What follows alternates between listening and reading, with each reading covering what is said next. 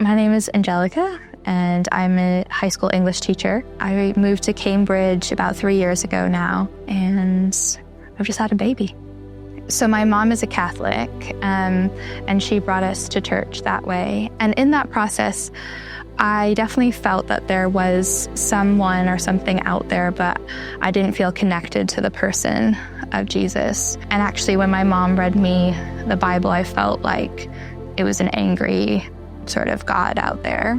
But my mom is also interested in astrology and horoscope, and I remember as a girl going to the bookstore and spending a lot of time in the occult section, eventually acquiring this book that was about how to chart your own horoscope. I started getting into other things like tarot cards and stuff like that, and I would use it almost as a tool to figure out where I fit into everything and what sort of my purpose was. At the time, I thought that it was interesting, exciting, almost like a fix, like, ooh, what is it gonna say next? It took and took and took, and it actually led towards like darker and darker things like crystals. I was searching for someone, or I would now say someone, but something to fill a sort of existential hole. So I was living in London at the time, and my friend invited me to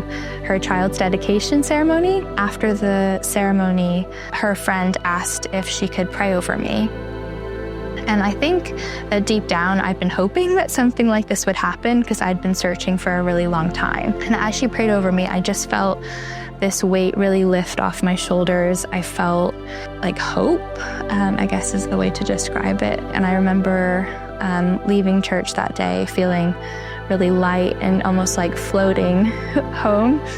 And then I got a drink with my friend a few weeks later and asked her a bunch of questions. And I think actually her saying, you know, there is a spiritual realm, these sorts of powers might do exist, but actually Jesus is above all of that, and he is the most powerful person there is.